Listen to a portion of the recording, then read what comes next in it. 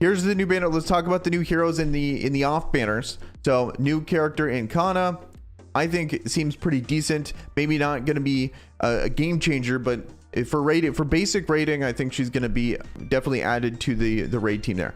Okay, and then Lan is going to be on the off banner. We have Nari, and then we also have Beach Sohi. So the first thing that stands out to me is I would have preferred a Future Knight on here for a basic banner. I think she's definitely the staple basic character at the moment. Maybe that will change with the introduction of Kana plus Seaside Sohi. Maybe it's going to be more of a melee oriented team nowadays. When I look at this banner, my first initial thing is that I'm disappointed that there's no Future Knight. I still think Future Knight's a good character. Maybe not one of the best heroes in the game, but I like that she's unique. She has the weapon skill regen speed on a ranged hero. She has the that one effect where she can like dodge an attack. She can eat an attack for free, with that kind of protection bubble. I like the character. She's fun to play.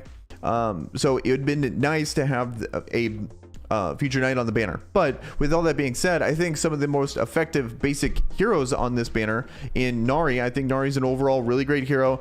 Put her on the top 10 heroes of October. I think she's still a really good character. She might not excel at like the top of the list. She's probably not like a top arena character or a top Coliseum character, but she's so good at every single thing in the game that I still think she deserves to be in the top 10 list.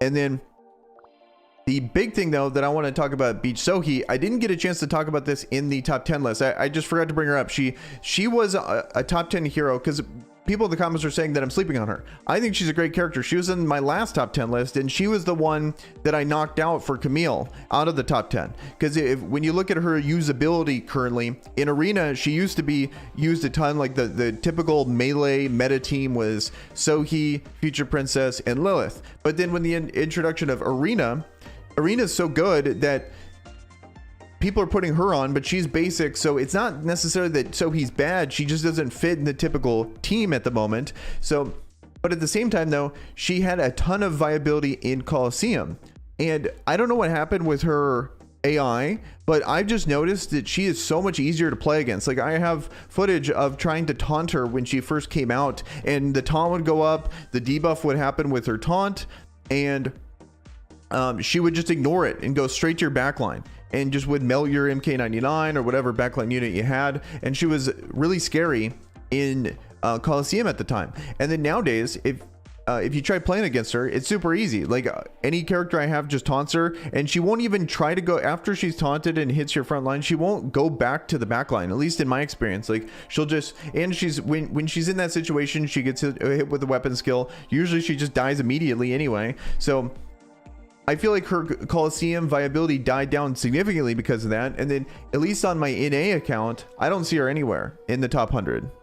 I think this is kind of weird. If you guys have had that same experience, I need to get further in my free-to-play account to be able to see the Coliseum, kind of meta report on my specific shard in Korea. But at the same time, it's just bizarre to me that it seems like they ninja nerfed her AI, which I think is a little bizarre. So that's why for those reasons, that's why I think she drops out of the top 10 as a character. I still think she's a good character. I really like her passive. It makes a big difference in her survivability, especially when she's the lead and you get that extra health. The more health you have, the more that passive is going to make a difference. So I still think she's a good character. I still think she's a solid arena character, solid Coliseum character, but I think her viability has really dropped off a cliff because of that. She's still going to be good for progression. Solid character, solid pickup. I would understand if people went for her, especially if you're going all in. Like let's say this Kana is good as advertised for the basic faction. You already have, you're looking for the melee basic characters. You ended up pulling her. I can see you also wanting to pull for Sohi as well to go full melee side of this team comp here.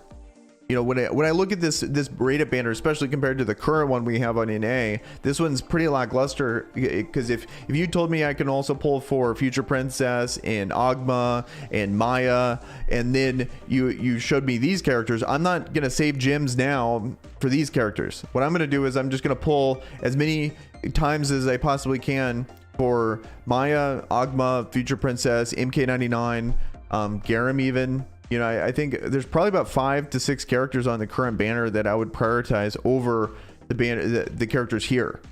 Unless you just happen to pull a ton of basic characters already, like you already have Nara, you already have Queen Idol Eva, you already have Future Knight, then sure, then maybe this banner is worth doing, because you could pull Kana, and you could pull Beach Sohi and go full basic potentially. So but that's just kind of my thoughts on this current banner. What do you guys think? Are you guys getting so? Right now, when it comes to, so just kind of my final thoughts on both things. This character here, I think this is a tentative non-pull. It depends on how good she is in Arena. I don't think she really fits in the current meta with Arena being so dominant. It's going to take a really good, not only a good basic hero, but a great basic hero to ever dethrone Arena on that team. Because it's all, if you're picking her, then you're also kind of implying that you'd be removing Arena, or you'd be fully committing to basic. It's one or the other. But that's like the most optimal. Like, not many people have Arena, so you can argue that maybe she's worth picking up because she's another character that's going to do really good against Future Princess, for example. She'll also have good matchups against MK99, but at the same time, then you're kind of screwing the rest of your team because she's 50% basic. So the party skill really limits the amount of team comps you can really run with her. Yeah.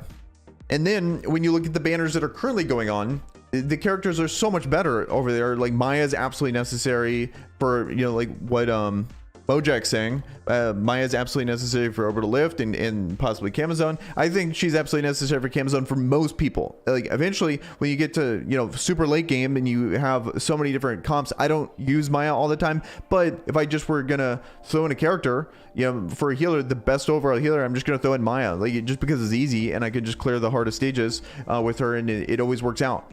But so for the average player, or the free to play light spender, I think Maya is essentially necessary at this point, because she's just so much more valuable than any other healer. She's just essentially must pull compared to something like this, where it's you got to debate the viability of the character. You could Kana with Arena and Sohi. I think that, yeah, there's potential for a good all basic team at the moment. You can Future Princess and then all basic characters or something like that, depending on how good the weapon skill is on some of the other basic heroes. Some people have been putting a Lawn in the leadership spot, so potentially could be all basic. And there's really not that many dark heroes, except you probably get beat by Arabelle lead teams, but for the most part, dark heroes don't really make it except tanks. So like the dark tanks are really good and they're super meta in Coliseum, but not necessarily dark damage dealers. I would say for 3 heroes, I think that's really good. Because like the absolute worst case scenario, if you wanted to like almost virtually guarantee the character plus weapon, is 50k gems. I would say on average for a pull is every 4 pulls, but you could get screwed. The captain did that math. 50k gems is what he says is what you could expect to get both. So it's he always says the budget 50k gems. So if you got 3 in 80k, I wouldn't say that's great luck, but it's not bad.